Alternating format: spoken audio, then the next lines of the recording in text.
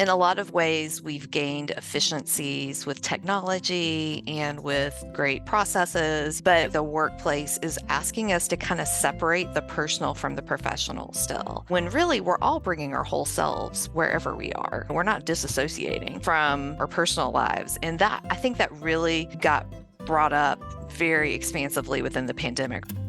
You're listening to the Woman of Value podcast. You are about to hear the story of a woman who is following her dreams and passions and creating positive change in the world. My guest today is Sally Loftis. She is the daughter of teachers, innovators, and visionaries who taught her from a young age to deeply listen to everybody in her circle of influence. She started with activism in high school. She volunteered and worked in spaces so that all people can feel seen, heard, and represented in her work. While owning her own business takes time, she is just as passionate about her family and her community. She's married with 3 kids. She has a dog. She lives in Newland, North Carolina. She also serves as a regional member of the Equality North Carolina PAC and board member for Charlie's Heart Foundation and North Carolina Child. Welcome to the podcast, Sally. Thank you. I appreciate the invitation. I'm excited to speak with you. Let's start with the first question I ask everyone. What does woman of value mean to you? Thank you. I appreciate this question because I think there's times in my lives where maybe I didn't quite have a clear answer. But I think at this point, my answer is that we are inherently valuable from the beginning. And sometimes it just takes time to understand that. I think our value comes in that we're connected to nature, and that, how we live on this earth, but also value because we're human and we bring a specific contribution to the earth. Our humanity, our nature connection, and just being us, like being born. You don't have to prove anything, right? Take us to the moment or moments when you began to really appreciate your own value as a woman. Absolutely. And I will say, it's definitely starts and stops. Right now I'm in my mid 40s, so there's several moments I think I could share. One that I think has been pretty pivotal in my 40s has been I went back to get my graduate school degree in my 40s, and that was as of a result of hitting this point in my life that I realized that I really needed to kind of shift directions. That was really, my marriage was in a bad place at the time. My kids were kind of getting older and realizing that I had a little more space in my life to maybe add more. And then realizing that I really didn't have any places that really were just about me and my growth. They were all about other people's growth and helping them. And so I decided to kind of make this shift to go back and get a little more education and kind of deepen my career in a different way. And that process really helped me learn how to kind of prioritize myself and my own needs in a way that I don't know that I would have found otherwise. So many of us, when we're raising families, we forget about ourselves, right? We're the last on our to-do list, as Oprah used to say. And I think it's great that you did that so young, in your mid 40s, in your 40s. You're in your mid 40s now, but you got your degree when you were in your early 40s? Yes, I Yeah. just graduated about 3 years ago. And thank you for saying 40s is young. My teenagers would not agree with you. So thank you. Yeah. Well, it's all relative. It's all relative. And I mean, I'm in my 60s, so 40 sounds really young to me now, because I remember when I was in my 40s and my kids were starting to get older, and that's when I decided to get divorced and change careers and pivot my entire life. So I think in midlife, as we call it, a lot of people have these wake up moments where they discover that they have had some things that they have not been addressing, whether it's self-care or really realizing a dream or a goal. And it's your time, and especially as kids get older and if you have a family. So how old are your kids now? Now they are 23, 17, and 15. Okay, so you're still in the throes of teenage Bliss. Yes, I have one graduating this year from high school, and then one that just started high school, and then one on his own as far as you can be at 23 in this time of life, kind of post-pandemic.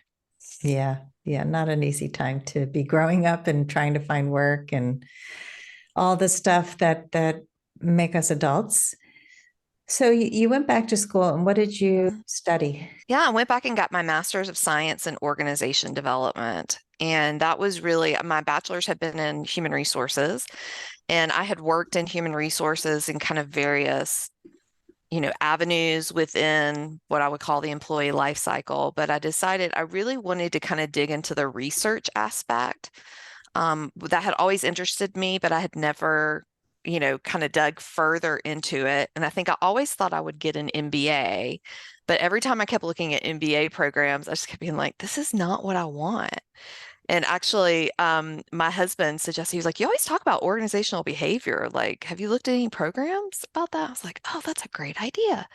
And so I started looking into programs, and that's how I kind of ended up with the MSOD. So tell us a little bit about what that means. Like, what is Hmm. organizational behavior, organizational science for Yeah. anybody who doesn't know? Yeah. Absolutely. It's one of those things that typically kind of runs in the background of business, right? A business is designed in a certain way. Typically, there's a strategy, there are people, processes, kind of workflows, the way people are paid, the culture, things like that. That's all around organizational design and organizational development, which it's all very closely tied together, is really about helping people manage the nature of change within organizations. And it's a really interesting time to be in that because the nature of change has sped up quite a bit with the pandemic. And things just aren't as constant anymore, except for change, right? So there's a lot more need around that kind of intentional process of change. Change is always constant. I think that's the one thing if we're going to prepare our children for real life, prepare them how to deal with crisis, with change, with things that don't go their way, because when things go smoothly, it's a lot easier to manage. That is so true. I think about now, I feel sorry for like kids. Of course, I have, kids this age, but of trying to choose a major in college because I think, goodness, I've been on college 25 years. Even then, I think there were possibilities to have multiple careers. But now, I mean, you think about kids, I mean, you could have five or six different, very full 10 to 15-year careers at this point. And so I appreciate that. I love that you can have so many different things because I think so many of us are multi-talented, but yeah, it can be kind of unnerving when you feel like you're having to keep, start over or kind of transition to something maybe you don't know as much about. That can certainly tap into your insecurities. Definitely. And a lot of people just stay with what they know because it feels safe and it feels known, even though it's not working. So, is there any advice you would give somebody who's considering change, but is kind of stuck in that place of fear? That's a great question because I think it's so common, right?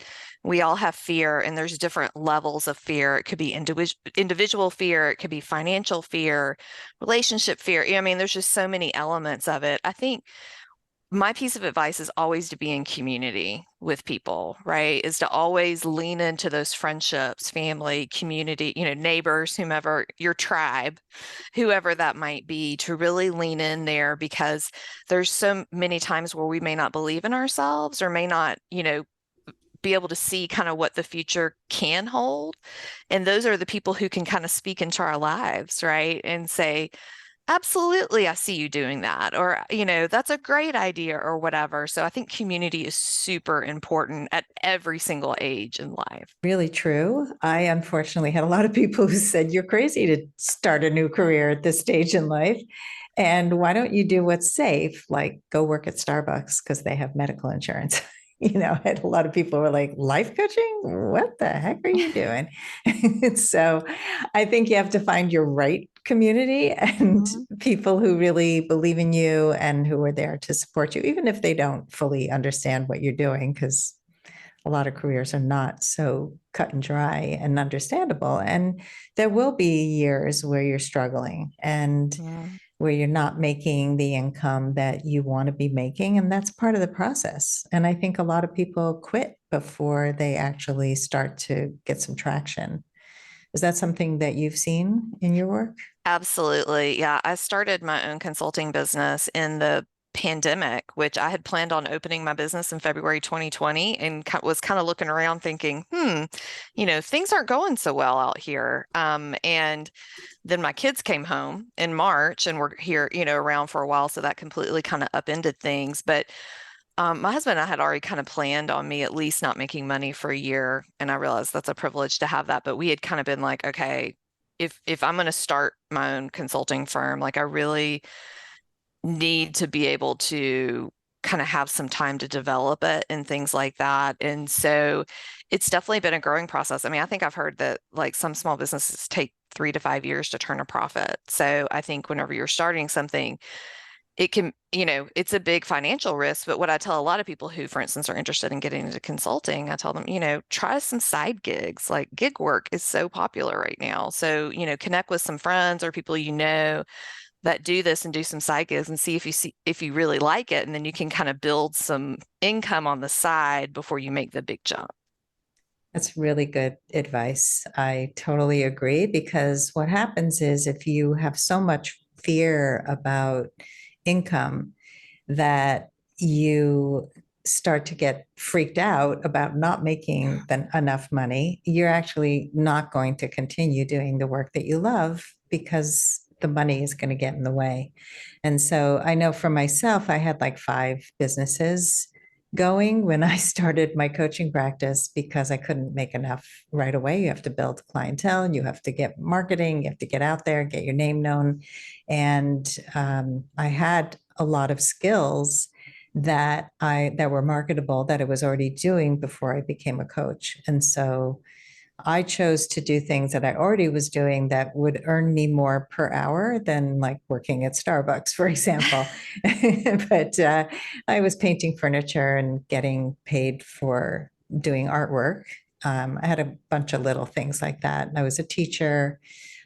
So, yeah, I think if you can find those side gigs, it takes the pressure off of making your business have to earn enough to pay the mortgage or whatever it is that you're paying at the time. Absolutely. And I think what's easy to fall into in talking about fear and what, how you value yourself is that if you're putting everything onto, for instance, starting this business, you may be willing to charge less than you're worth Mhm. because you're just desperate for it, right? And I was really encouraged, after a couple of years in my consulting firm of clients being like, you're not charging enough.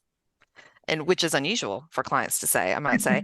But they were like, compared to kind of the level of work we're getting from you and other consultants we work with, like, I don't think, they were like, we don't think you value your, services and experience enough. You need to really think about that. And that was super helpful for me because I was kind of new into it, and to again kind of have that community of people speaking that into my life was so crucial for me. Yeah, it's hard to know how to charge and what other people are charging and how do you decide what to charge for your services. And definitely when you start out, you're not charging your full worth because you're Hmm. still building experience and you don't have enough experience yet to feel you can charge the big prices. But that's really amazing that your clients told you that. It's usually the opposite. They're like, "Can we bargain you down and get you to charge us less money?" I know that when I started, I think I was charging like 50 a session or something. Hmm. I don't even know if it was that. Maybe it was like the price of a movie. It was just like I had no experience. So how do you charge Hmm. somebody? And I had terrible boundaries. I couldn't end a session on time. It was a lot of learning that goes into this whole thing. And now my fees are much, much, much higher than that. So and it's not for everybody. There are different consultants and coaches for people who want different things. And that's why we have variety out there.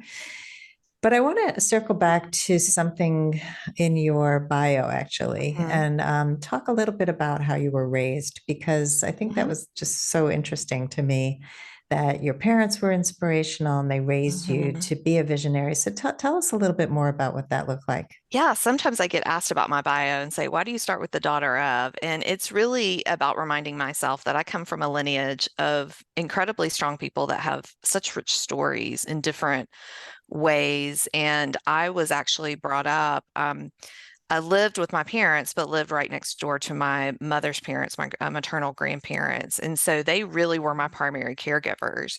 And at the time, they were retired because retirement age was 55 back then. And they were retired and basically spent their time serving people in the community. So I grew up going to nursing homes, to, taking meals, to shut-ins, I mean, just kind of all of that work and really feeling comfortable and just that being normalized for me.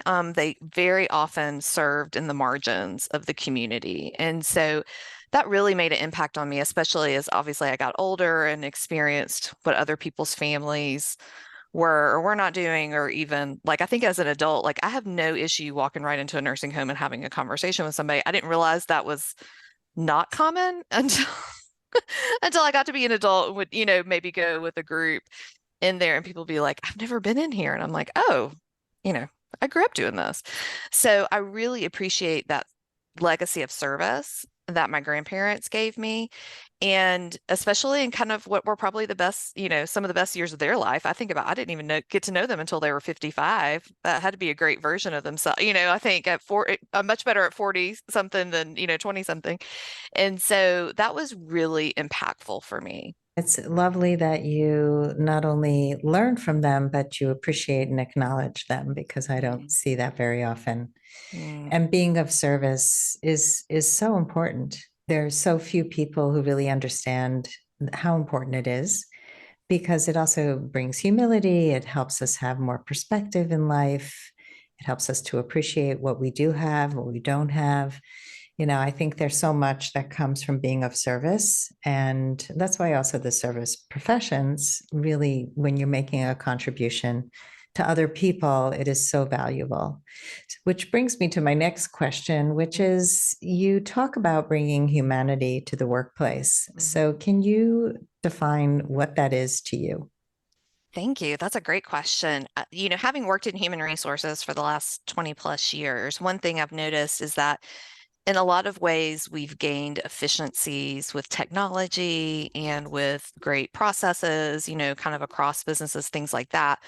But still, I feel like the workplace is asking us to kind of separate the personal from the professional still, when really we're all bringing our whole selves wherever we are. We're not disassociating from, kind of our personal lives. And that I think that really got brought up very expansively within the pandemic, right? When people went to those who are able to do remote work, you went into people's homes and you started seeing where they live, or, seeing people they take care of, or pets, or, kind of more, we knew each other on a more intimate level. And I think that brought out the need for more humanity in the workplace and more policies and practices that really support who we are as humans rather than looking at people as numbers or assets to be managed. What we do in one place, we often do in other places in our lives. And I think the more we can recognize that people are humans, and if they're working for somebody, that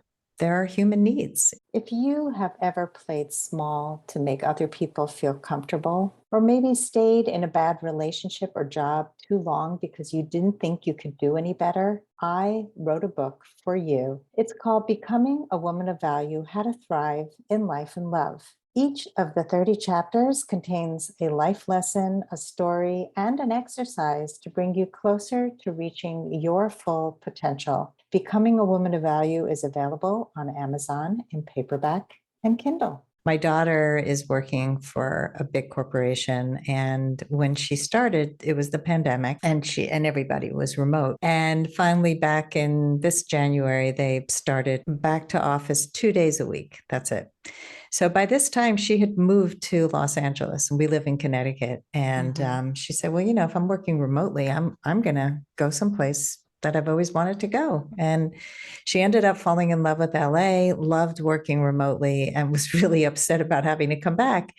So she still has an apartment in LA and she's Mm-hmm. living in Connecticut now. So she's kind of traveling back and forth, and it's crazy. And she spoke to HR, I think it was this morning. And Mm-hmm. she said, "Can you help me figure this out? Because I want to stay in the company, but I really love being in LA and I like working remotely. How can we make this work?" And they were Mm-hmm. like not even hearing her. Oh. And she said if they could have just been empathic, if they could Mm-hmm. have even just thought about how maybe we can promote you into a role where you can be more remote, they just didn't really work with her. And that was really a shame, because the next step, if she can't really figure it out, is going to be she's going to have to leave the company, and she's one of the Mm-hmm. top performers.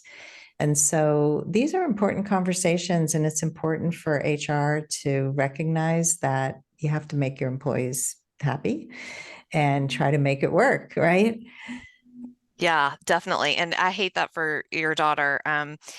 Because it's honestly a story I hear a lot from people is that, they made big life changes in the pandemic. We really didn't know how long it went on, I think, a lot longer than most people thought it was going to. And then they figured out this flow of kind of life and work. And then organizations have brought people back. And I totally understand why they've done that. But I think whenever we have a one size fits all approach for human resources, we really lose out on talent because that's just really not who we are. Again, who we are as humans. We're not all the same. We all have differences.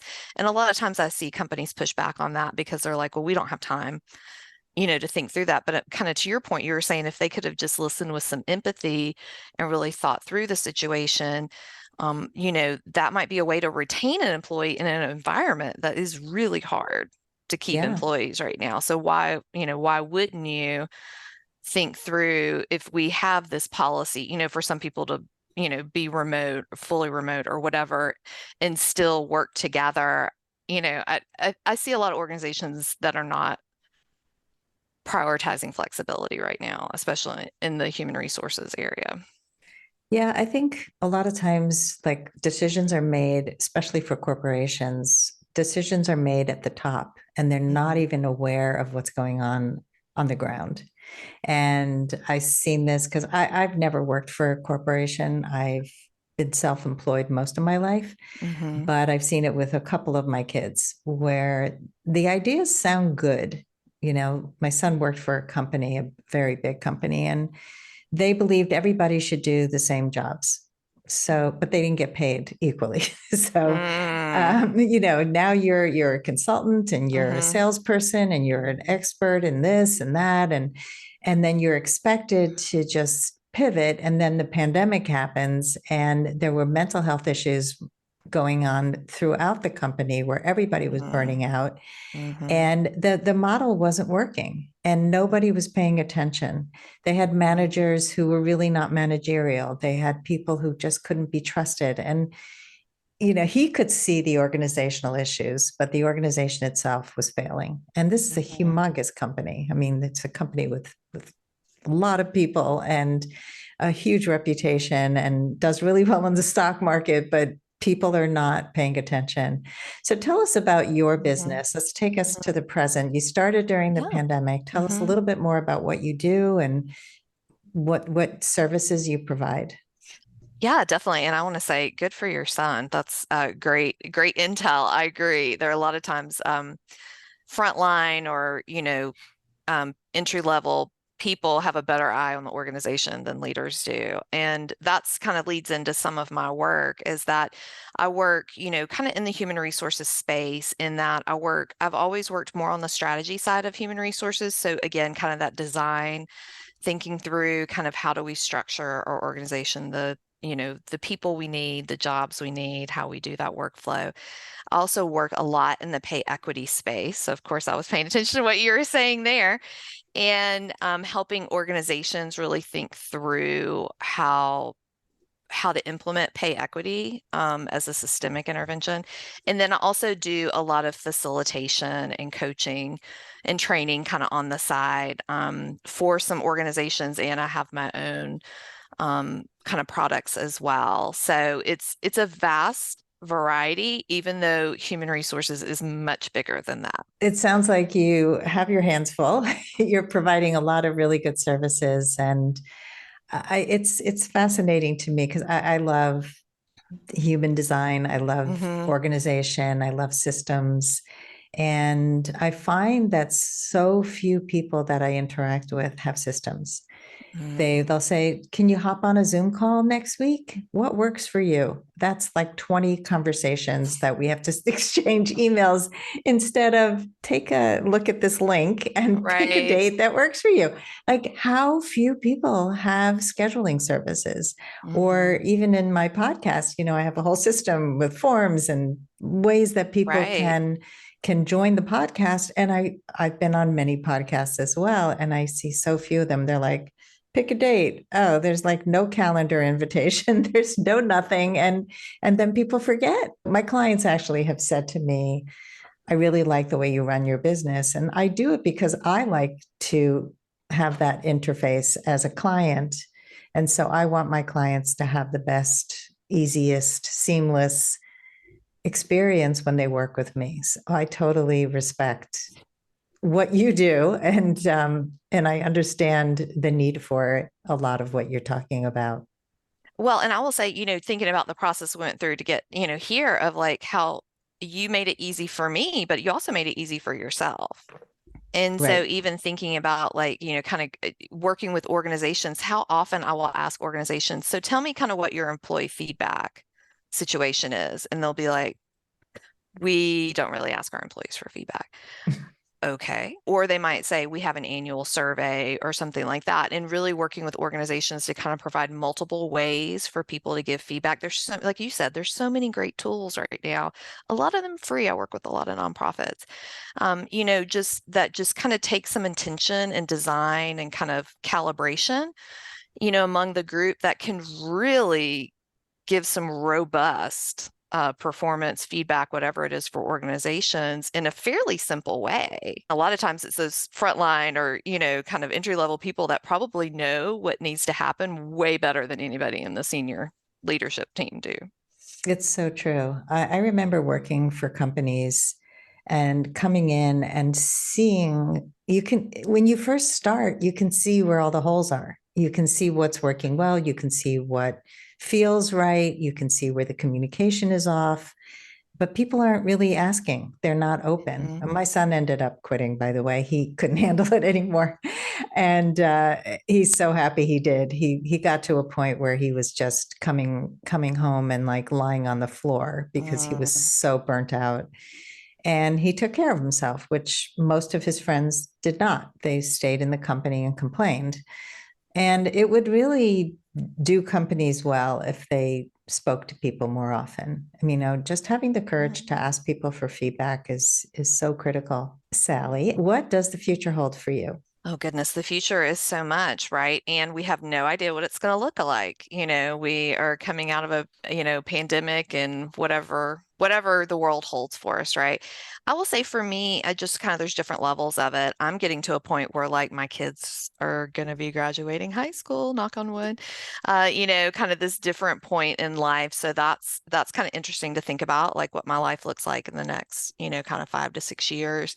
And I think professionally for me, kind of in 3 years, I've been able to work with over 50 clients, which has been amazing. And thinking about what does that look like for me as, kind of personally as a small business owner, especially a female small business owner, what does growth look like? And, where do I go with that? And how does that work in the way that I want to work and it be meaningful? And then I think kind of the other piece is, speaking to the human resources piece, is I'm excited about the organizations and the conversations that are happening about humanity, in the workplace and thinking about how can we slow down, have some conversations, especially about pay, which a lot is happening. The younger generations are really bringing that forward and really thinking about, what are people's worth at work? And I think it's a lot more than probably what most people get paid. I can probably give you research on that. But I think just people being able to be transparent about pay and kind of what their work experience is like, and again, not having to kind of divide yourself between personal and professional, like being able to show up who you are wherever you are. I so agree with that. I work with some business clients as well as my dating coaching clients and relationship clients. And in business, I have one client who I've worked with for many years who's a decorator, interior designer. And she really never talks to other designers. As one thing Mm, I've told her so many times, find your community of people, talk to them about the systems they use, the pay they get, what they provide, how they do all what they do, because you're working in a vacuum, and many people undercharge. I think she still is. She's on the cusp. I think she charges almost her worth, but she often feels bad about hmm certain charges, and it takes a lot to own your worth. And the other day, somebody challenged me on my prices, and he said, "Wow, I just paid you for a month, and hmm that comes to this amount per hour. That's a lot of money." And I said, "That's my fee." hmm Like the old me would have been like, "No, maybe I'm charging you too much, and I should." Nope. I'm not apologetic. If you don't find value in it, there are other people who will. And that's fine. Absolutely fine. Absolutely. Yeah. And it takes a while to get there, Oh, right? And to yeah. get to that point. And you also start realizing that people who are kind of asking you those kinds of questions, you have enough of those conversations to know, like, maybe I wouldn't want them as a client anyways. And or like I provide typically like I work with businesses across the board. So I typically will provide a discount to smaller nonprofits, right? Just because I know they have less resources, I want to be able to help them. So there's ways to kind of do sliding scales and things like that that I've tried to tap into a little Mhm. bit. Yeah, this is actually somebody who hired me for 6 months. He paid me my worth, and then he came back to get some more support. And then he started questioning my fees. And I said, "You've been paying this for 6 months." And he said, "Oh, wow, I didn't even realize I was paying that." I think he was just in a bad mood, but we'll see if Nice. he, Wow. but it gives you pause though. You start to think, well, is that too much? But I hmm know people who charge more, so it's not too much. It's when you really value the person you're working with, you are willing to pay. And hmm you see the transformation. You see what happens when you apply what that person is guiding you towards. And, I was just talking to a friend of mine who has been through years and years of therapy, years and years and years, and she's dealing with some really heavy stuff. And I've had conversations with her based on my own coaching hmm that have opened her eyes to seeing herself in a way that no therapist has ever done. And she said, "I think I want to hire you." And this is a good friend of mine. So it's like that's Yeah. always a little dicey, but Yeah. I was opening her eyes to something she never even knew existed, and that would help her tremendously. And so people come in at all levels of expertise, and you find what works for you, and you're willing to pay, even if it's a friend. We hmm have to have good boundaries. But yeah, anyway. So let's get to the lightning round. Are you ready? I am. I'm super excited about this. Okay. I used to think I wasn't blank enough. Skinny enough. Oh, I haven't heard that one. There's a lot of like good enough and pretty enough. How did you work through the skinny enough issue? I will say I'm still working through it, but doing a lot of work around body image and realizing kind of the systems in our society that are built around certain body sizes and things about women, right? Certain images of women and really trying to kind of build a new narrative inside myself about what body image, healthy body image is. Yeah, that's good. I've done a lot of interviews with people who specialize in body positivity and body image and reframing how we see ourselves because It's not about being skinny. It's about being healthy. It's about having a healthy approach to our bodies, which is really hard to do in Hmm. the world of Instagram and oh my God, the compare and despair. All right. Yes. Next question. What was the number one thing holding you back from becoming a woman of value? Understanding how to change what I call the tapes in my head of the messages that I had kind of taken in my socialization and growing up, and being able to create new tapes. Which is very much like the whole skinny thing. Hmm. It's all Yeah. about the tapes. It's reframing and changing those messages because they're just stuff that somebody else put there. Now you Yeah. get to put the ones you like better. Absolutely.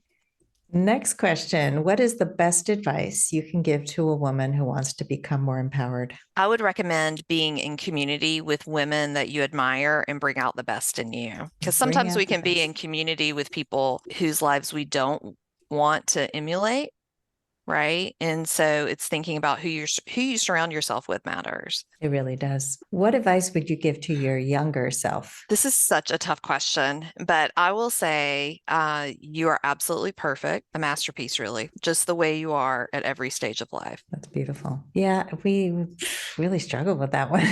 Hmm. Striving to be something we're not is such a big part of life. It's like I'll be okay if I get that master's degree, and then I'll have to get the Hmm. PhD, and then my Right. business will get to this level, and then I'm going to have to get to that next level. And when do you stop? Right. So just to appreciate who you are at every Mm, stage, because there is beauty and perfection and masterpiece at every stage. definitely. What is something that people often get wrong about you? This is probably an answer I feel like you've gotten a lot on your show, but that I have it all together all the time and never feel insecure. So, do you show the more vulnerable side of yourself? I try to, absolutely. That is one thing when I went back for my master's program, I had so many great kind of feedback opportunities in that. And some of the best advice got was lean into your vulnerability. So I try to think about how to do that. A couple of examples are I'm pretty active on LinkedIn and write a lot with blogs. And so I try to kind of share stories about myself. For instance, like International Women's Day was recently, I shared a post about how I was brought up to compete with other women and kind of just shared about like how I've changed, kind of how that impacted me and how much I appreciate having women in my life now. And then I also try to, with my clients, always try to build a personal relationship before we ever get into a conversation. I'm typically connecting with them on a personal level of, prioritizing connection over content. You connected with me on LinkedIn Yeah, before we met. yeah, So, I did. you are a connector. Yeah. And finally, Sally, how would you like to be remembered? That I brought more kindness into the world. I love that. We can all bring a little more kindness. We'd all be better off. Share one link that Hmm. you would like people to go to, and I'll put the rest of them in the show notes. Absolutely. You can find me on LinkedIn where I post throughout the week, but I'll just say that you can connect to me and my consulting firm on our website, which is www.loftispartners, and that's Loftis partners.com. And I also have a podcast special for your listeners. Mm.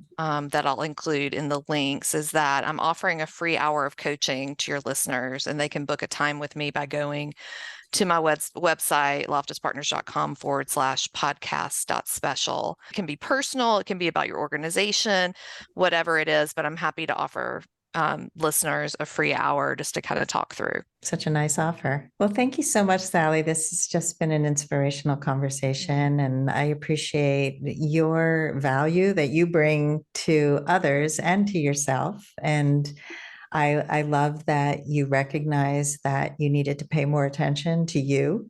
Mm. And I hope that inspires other people to take a stand for what really matters. Well, thank you for having me. I really appreciate it. And thank you for what you're bringing into the world and all the amazing stories of women throughout this country, and the greater globe. There's just so many we could spend the rest of our lives just listening to stories.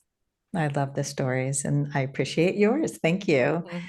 And thanks everybody for listening. If you love our show, please follow, rate, review, subscribe, do all the good things so that we can keep making these great episodes and be a woman of value. If you would like to step more fully into your value, grab a free copy of The Ultimate Guide to Becoming a Woman of Value on my website, thewomanofvalue.com. Just click the link at the top of the homepage. And if you haven't already done so, be sure to click the subscribe button in your listening app. And if there's something in this episode that inspired you, please share it with others, because the more we share these inspirational stories, the more women of value we will have in this world. I'll see you next time.